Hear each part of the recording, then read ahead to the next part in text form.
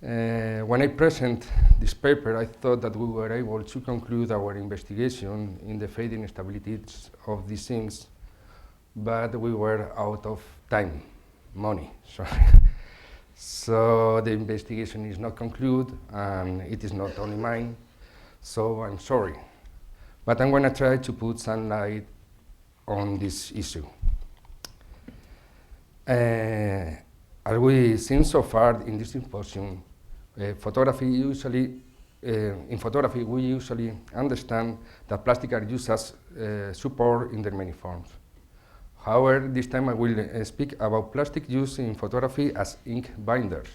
That is, plastic uses image-forming substances for digital printing.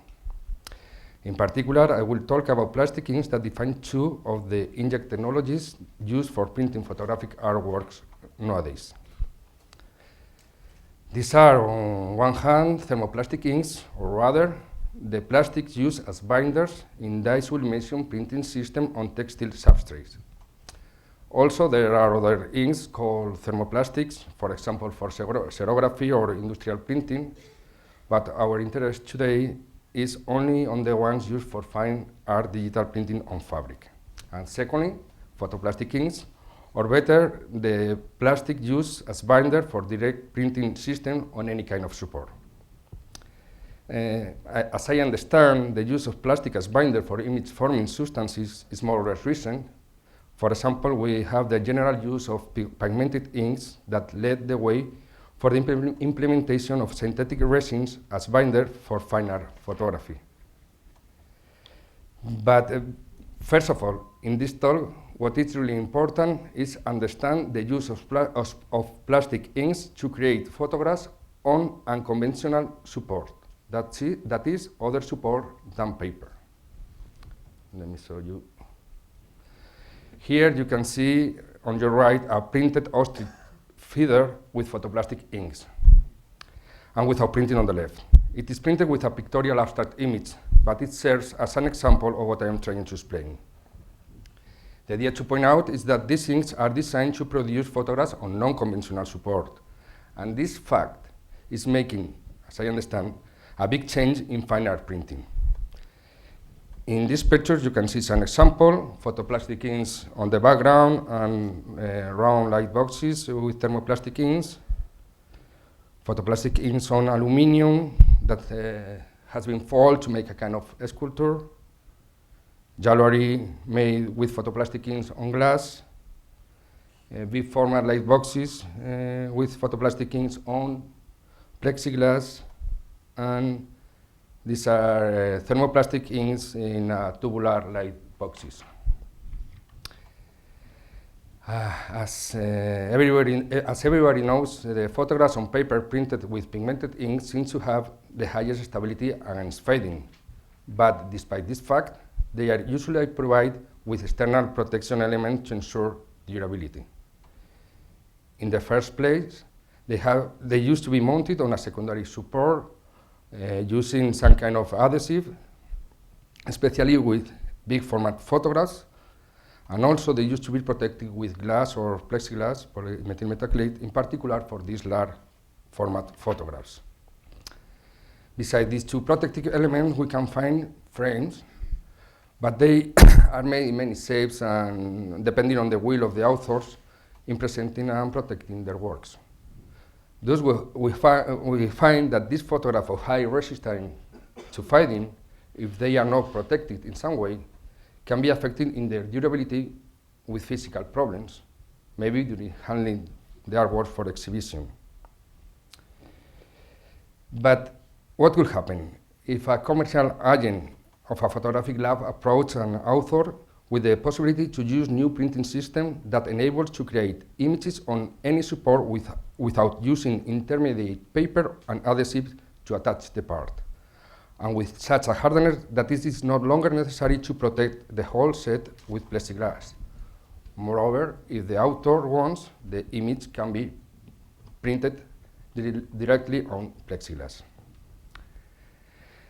In addition, the image is printed with UV inks, a term that creates a lot of confusion because it implies that the inks are able to withstand UV radiation, which is not entirely true. And these inks make the images resistant to shock and scratches.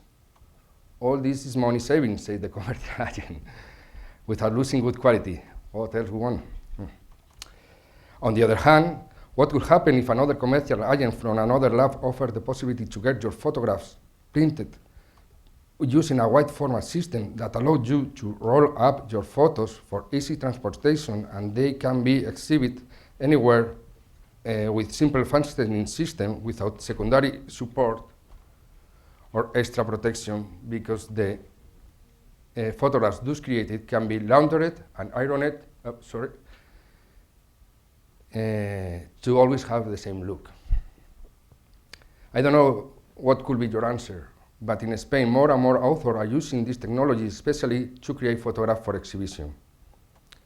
And here is a sample on the left. You can see the edge of the image printed on paper with a secondary support of dye bond and the plexiglass on top. In the middle is just the dye bond with the inks on top.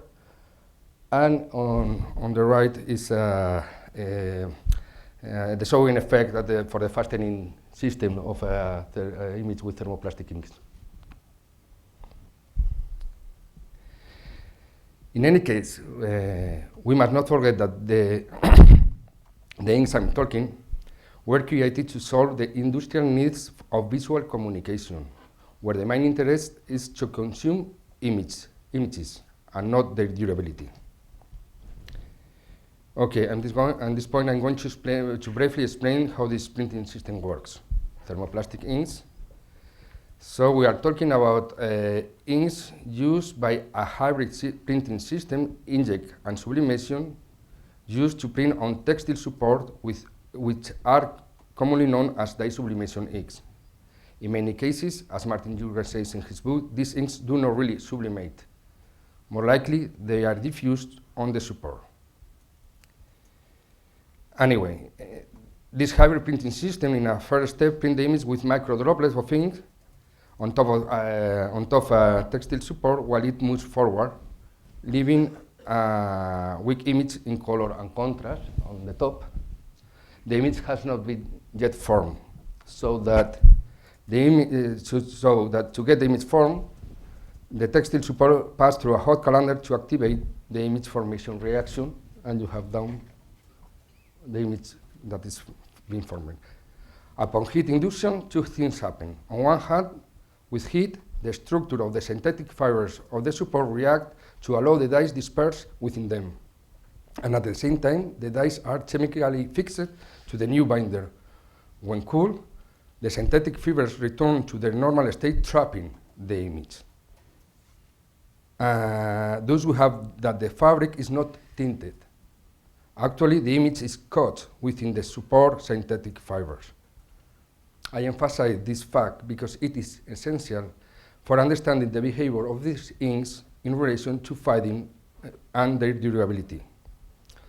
On the other hand, we have the photoplastic inks. These terms refer to the inks used by direct printing system. The industry likes to call these inks UV inks, curable, tanned, hardener UV inks. This is because this process needs energy from an ultraviolet source in order to get the synthetic polymers formed. The term photoplastic refers to the cross-links development by the effect of light energy that activate binders' chemical compost reaction to form solid synthetic structures, photopolymerization. With this technology, the image formation process is also divided into parts, quite similar to those of the previous system. The first part is the deposition of ink, and right away, here you have two UV lamps apply energy to get the image formed, fixed, in the same place where the drops are set. What is important to say is that the final composition of the resulting binder might be variable depending on the trademark of the ink, but above all, depending on the type of the ink used for different needs. This will explain a little bit later. In summary, these are the two processes features. They are mainly created for printing on unconventional media. Both of them need energy induction for image formation. The colorants are trapped in plastic binders. This is just about the production system. Now I'm going to analyze these things in terms of photographic qualities, their morphology, and their perspective of durability. To analyze their photographic quality, I'm going to show you some visual examples. On your left, you can see a light box 1.5 meters in diameter. It is a print on textile support with thermoplastic inks mounted on a round frame with LED backlight. And on the right, you can see a 2x2 meter photograph printed on white dye-bond with photoplastic inks hanging by an aluminum chassis. That's it. In a first approach, they seem to have good image quality, and as we get closer to the one on your left, the feeling is still good. And going a little bit further, it is easy to notice the wrap and the weft of the fabric. As already said, the ink is diffused by the effect of sublimation, diffusion. The droplets get expanded into the support, mixing one with the other and leaving a kind of continuous tone image. So we have a good quality image within a texture. And the other, at a general view, shows good image quality, but when we approach, gradually we start to discover, it was one missing. When we approach it, gradually we start to discover deposit of inks.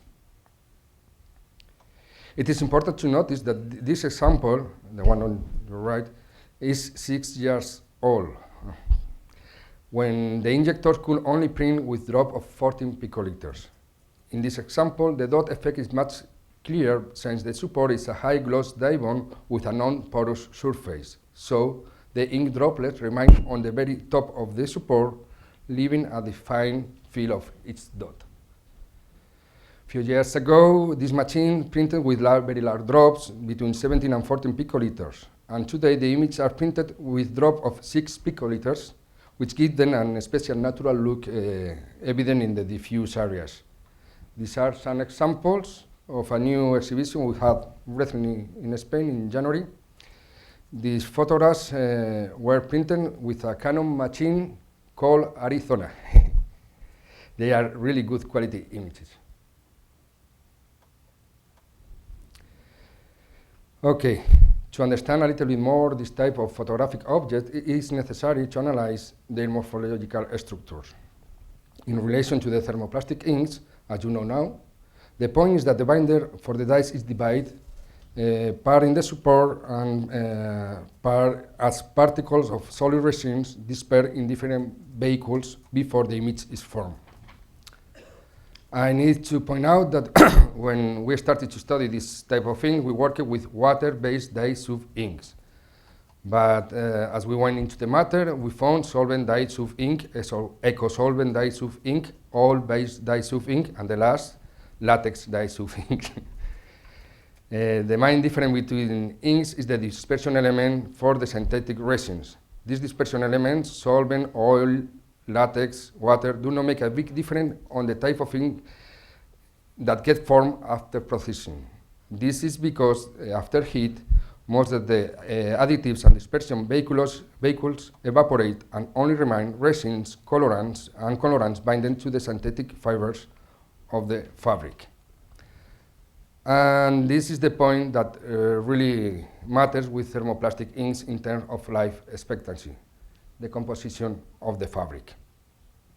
Initially,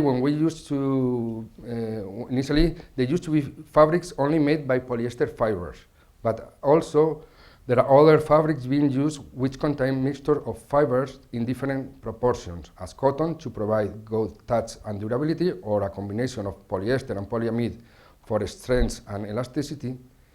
The idea is to create textile support with flexibility to withstand high stress and high performance against tearing.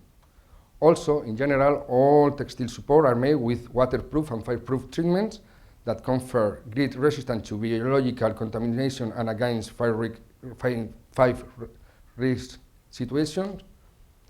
And also most fabric used for digital printing were in the printing phase coatings with optical bleaching substances to increase and improve the feeling of image quality. So in terms of preservation, it is important to know the fabric composition because it actually becomes part of the ink. On the other hand, photoplastic inks consist of a series of main elements: oligomers and monomers, photoinitiator or catalytic photosensitive, colorants, pigment or dyes, modifiers and additives. The resins consist of oligomers to which lower viscosity monomers are added. A photoinitiator is added to these resins to catalyze the reaction by absorbing the energy of an ultraviolet source. The reaction causes the creation of reactive species which bind each other to form a cross-linked film. That is polymerization of the binder. Finally, the inks contain more or less other elements to make them more or less flexible, more or less viscous, more or less resistant to abrasion, etc., etc. The most important components of this resin, monomer oligomers, are acrylic elements. I have many formulations according to the different use designed by the companies that make them. For example, Fujiserical IJC ink series that are used with the Arizona direct printing system made by Canon have different formulation. IJC 255 is a smooth ink for printing small details but with less bonding capacity to the support. And if we go further in the numbers, IJC 256, 257, 258, we get better bonding capacity, but more viscosity, so less photographic quality and less brightness. Anyway, these are some of the most common acrylic polymers, most of the oligomers. Epoxy acrylate increase reactivity, hardness, and chemical resistance. Aliphatic urethane acrylate increase flexibility, toughness. Polyester acrylate increase wetting, decrease viscosity. Acrylic acrylate increase adhesion. These inks are 100% solid. This means that they contain non-volatile elements, nothing to evaporate. When correct tanning, all the chemical elements are polymerized. Thus, upon completion of the reaction for the image formation, what remains is a layer of acrylic polymer containing the colorant. The last part to be considered in order to get a better idea of the capabilities of this artwork to last over time by looking at their morphology is the colorant.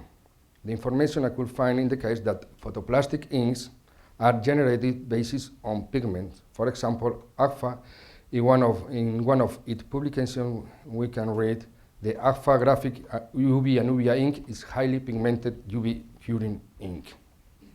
And Minolta, another well-known company, says on its website that its UV inks contain pigmented substances. However, thermoplastic inks are composed by dyes. Unfortunately, I was unable to find accurate information about the dyes used for thermoplastic inks on textile supports.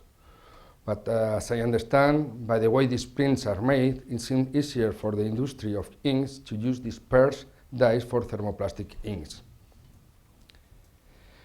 Although I have found a company here in the United States that is developing what they call nanocolorants, which are pigmented basic thermoplastic inks for textile support. So there is market for high quality thermoplastic inks.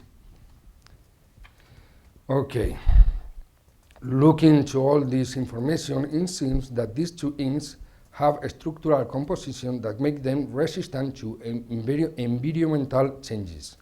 Polyester and acrylic binders have quite good stability to withstand humidity, warmth, and pollution. Also, they have strength enough to resist shock, scratches, and tears. And they have sufficient chemical resistance to withstand the use of solvents and soaps. And making some tests, we have found that they have good enough stability against fading, but I can give you accurate information by now. And now you have a better idea of these photographic inks and the objects that they can produce. And if you want, I bring some example with me, and you can take a look later. Okay, thank you very much.